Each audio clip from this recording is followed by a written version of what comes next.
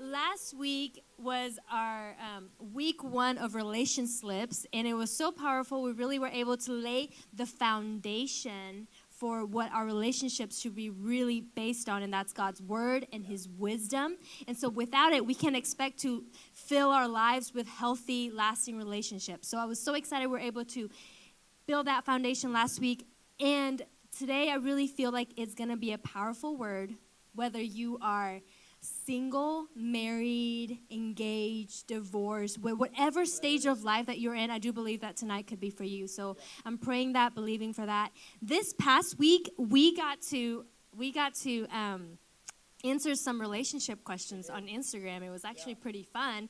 One of my faves was, I don't know who it was. I need to figure this out. It was a guy asking some dating advice, so wanting to know some dating advice. So I wanted to hand it over to Pastor Mac to see if he could, give us some wisdom on that. Yeah, good luck. That's my advice. Good luck. No. Maybe just like give her $10,000 or like buy her a new car or something like that. Yeah, no. I would say, do whatever you can, and if all the guts that you have and all the courage you have is just to ask her out on social media, then maybe that's all you can do. Who knows? There's a rumor going around that I need to just like kill right now. That the rumor is that I asked Liseth out through social media, okay? And it's been circulating. It's caught up to me, this rumor. And I'm like, here's what I need to do. I need to stop the rumor right now and say, it is true. I did ask her out on MySpace, actually. Whoa. Some of you are like, what was your space? I'm like, no, it was called MySpace. It was called MySpace is what it was called. I'm sure there's still some accounts out there floating around. I have no idea.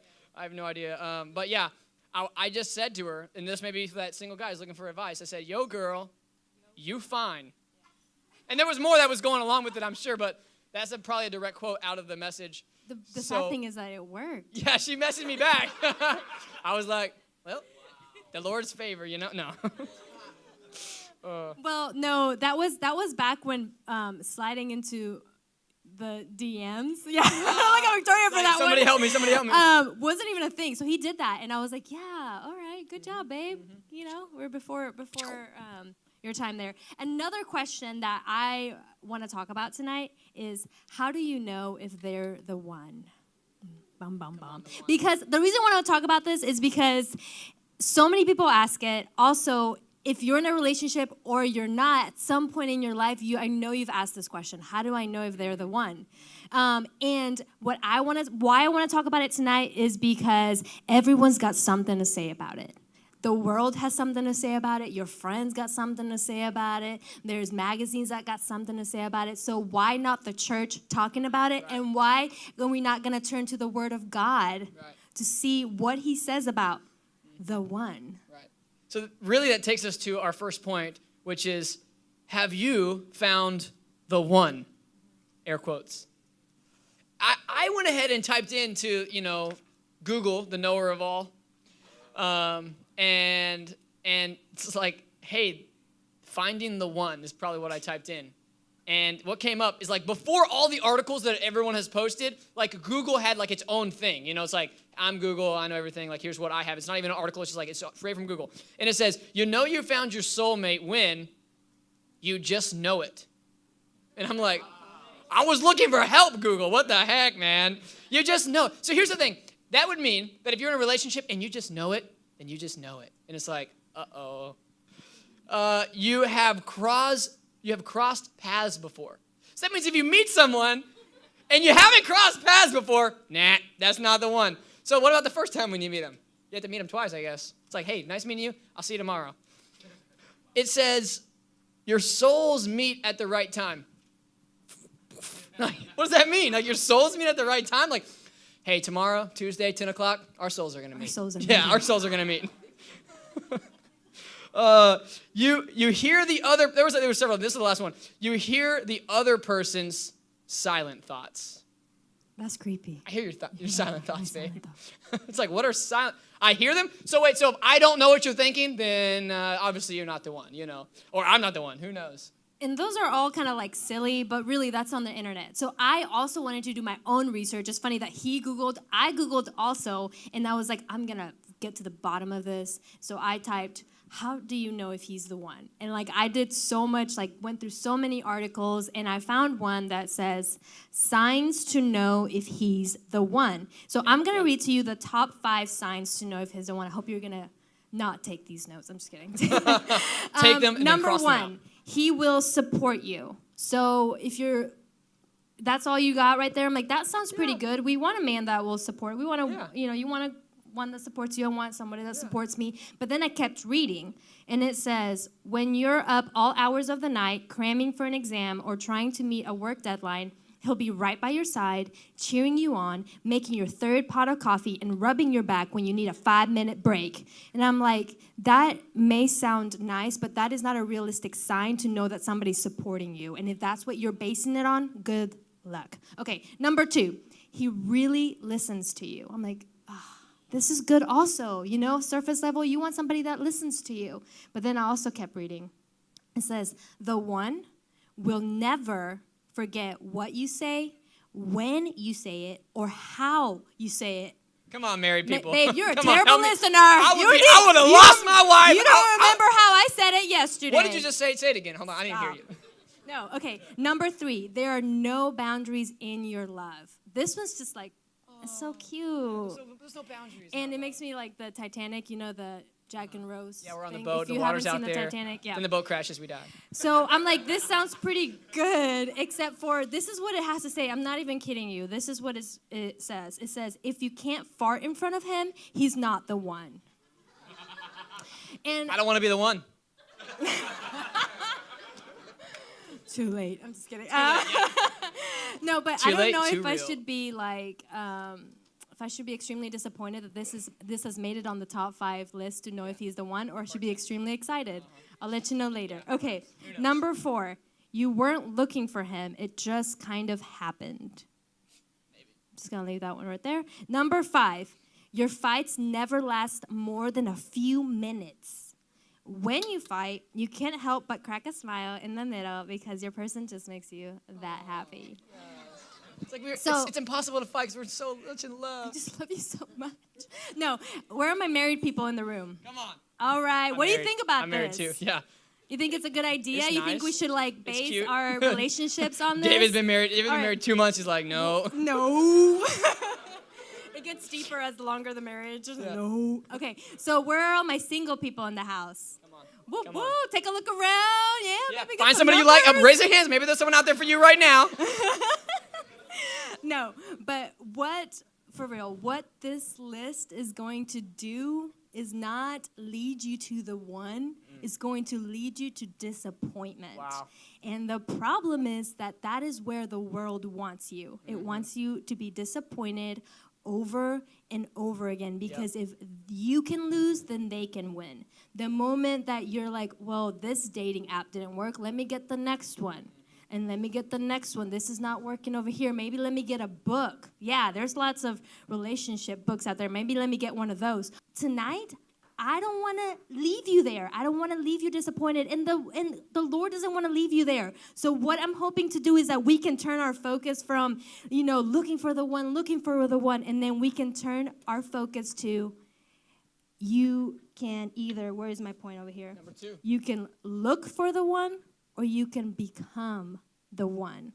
All right, yes, I get some. Come on. So Proverbs 20, verse 6 says, lots of people claim to be loyal and loving, but where on earth can you find one? Come on, like the Bible is just telling us right here, where on earth can you find one? So many people are claiming it. So many people claim to be this and that. But just because you claim it doesn't mean it's true. Yeah. Hey, guys, just because she's claiming she's good wifey material does not mean she's going to be a good wife, okay? All right, ladies.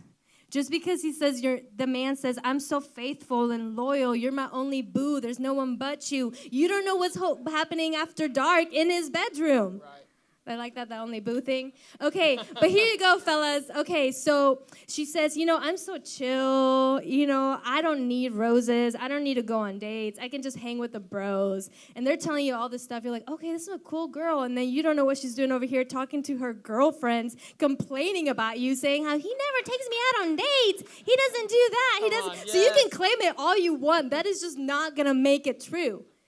And so before anybody can make you a spouse, God has to. So anybody, you can just really ruin a relationship by expecting somebody to make you something that you're not, or vice versa. So Isaiah 54 verse 5 says, "For your maker is your husband. The Lord of hosts is his name. The Holy One of Israel is your Redeemer. The God of the whole earth he is called." So God has to be my husband first. And my ultimate goal in life has to be the calling that he has placed on my life, to live a life worthy of a calling that he has placed for me before it can be for us. Yep. So what I want to encourage us tonight is, amongst all the wrong ones, be the right one. How can you even know if they're the one if you're not even the one? Wow. I think we spend so much time looking for someone else who's what we're not. And how can we expect that we're even going to attract that kind of person? If I'm out here and I'm like, I want someone who's like this, I want someone who's faithful, I want someone who's patient, I want someone who's this, and I'm looking for the one, and there's that one soulmate that's out for me, I'm like, listen, you can believe what you want, but I could have made marriage work with anybody. She could have made marriage work with anybody. We may not be having it like this, but I could have picked anyone I wanted, and that could have been who I married. And if I want to stay faithful to it, then I would have stayed faithful, right? This is the reality, and God would have honored it.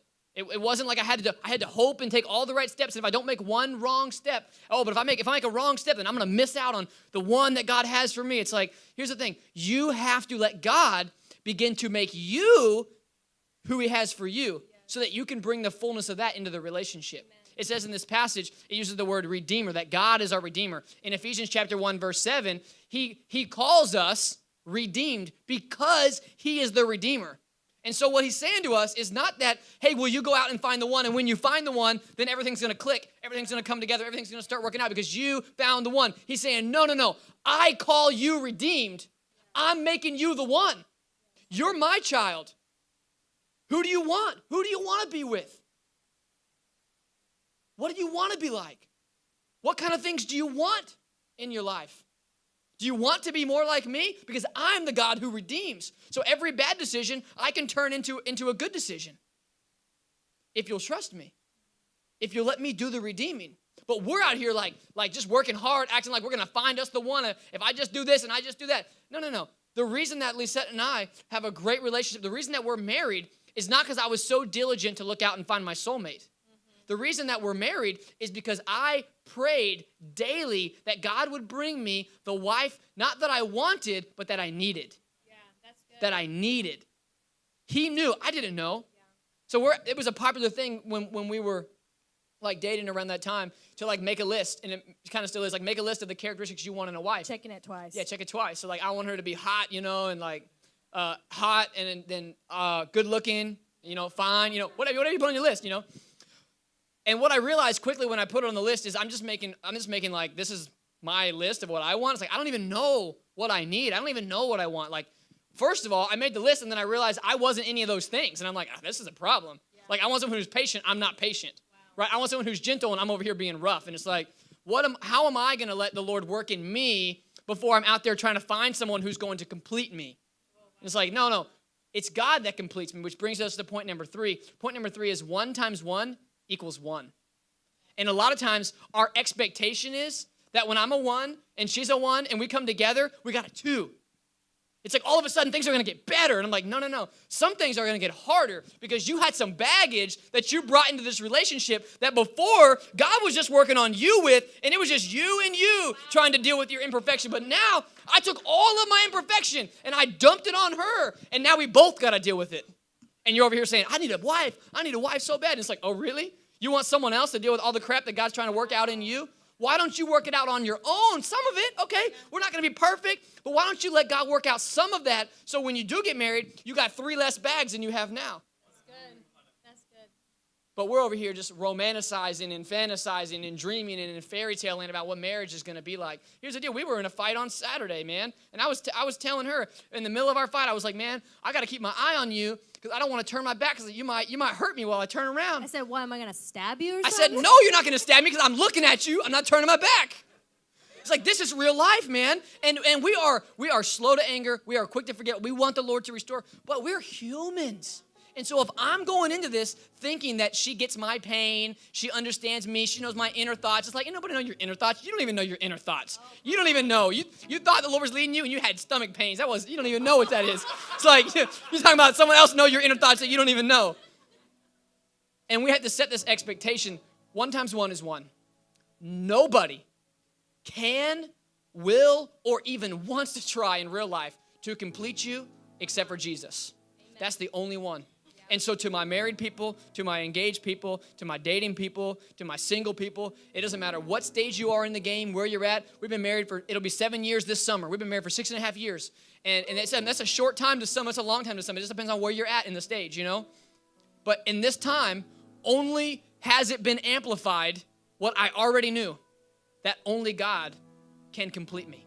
Only He can fill the gaps. Only He can fulfill where I'm weak. And now Liseth, she would never, this is one of the most gentle, selfless women you've ever met. She would never call me out.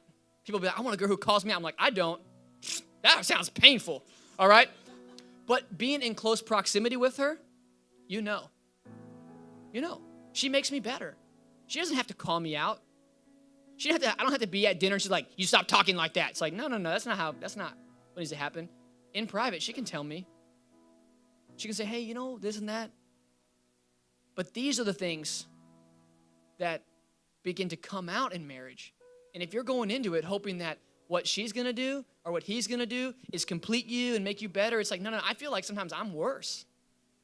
And not because of anything she's doing, just because I'm getting to see who I really am, because I know how selfish I am. I know how hurtful I can be. It's like, this is reality. Now, she's perfect, so you don't have to worry about that. But you see, so I want to implore, I want to press you, wherever you are in that stage of life, whatever stage of life you're in, keep reminding yourself, keep telling yourself, it's only the Lord who can complete me. And when I start looking to her to fulfill my needs that God is supposed to be fulfilling, even in marriage, it won't work. Even if she'll let me down, and I'll do the same. But the Lord will never let us down. He will always be faithful. Always be faithful. You're a good wife. You're a good husband. Oh, man. Dang, look at that. Look at that. I want to remind you again. Have you found the one? Point number 1, right? Become the one.